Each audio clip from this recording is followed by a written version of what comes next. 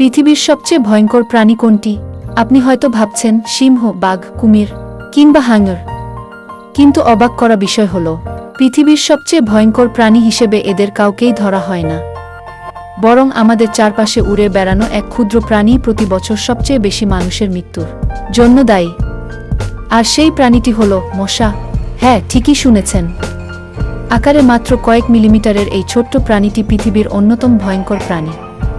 কারণ মশা নিজে সরাসরি মানুষকে আক্রমণ করে হত্যা করে না, বরং এটি বিভিন্ন ভয়ঙ্কর রোগের জীবাণু এক মানুষ থেকে অন্য মানুষের শরীরে ছড়িয়ে দেয়।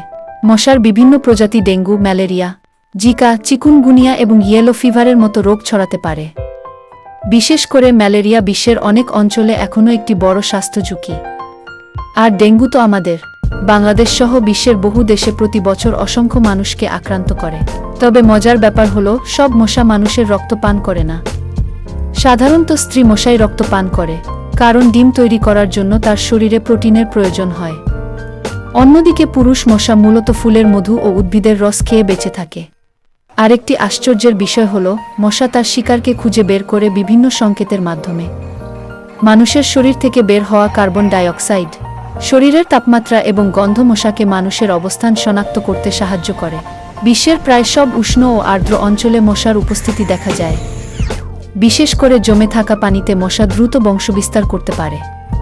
তাই বাড়ির আশপাশে পড়ে থাকা পাত্র, টব, ডাবের খোসা কিংবা যে কোনো জায়গায় জমে থাকা পানি মশার প্রজননের জন্য উপযুক্ত পরিবেশ তৈরি করতে পারে। তবে মশার বিরুদ্ধে লড়াই করা অসম্ভব নয়। বাড়ির আশপাশ পরিষ্কার রাখা, কোথাও পানি জমতে না দেওয়া এবং মশাবাহিত রোগ সম্পর্কে সচেতন থাকা অত্যন্ত গুরুত্বপূর্ণ। তাই পরের বার যখন একটি ছোট্ট মশা আপনার চারপাশে উড়তে দেখবেন, তখন হয়তো মনে হবে, এত ছোট একটি প্রাণী কিভাবে এত ভয়ঙ্কর হতে পারে? আপনার কি মনে হয়, মশাই কি সত্যিই পৃথিবীর সবচেয়ে ভয়ঙ্কর প্রাণী, নাকি এর থেকেও ভয়ঙ্কর কোনো প্রাণী আছে? কমেন্টে আপনার মতামত জানাতে ভুলবেন না। আর এরকম আরও অজানা এবং মজার ভিডিও পেতে এবং চ্যানেলে নতুন হয়ে থাকলে চ্যানেলটি সাবস্ক্রাইব করে পাশেই থাকবেন।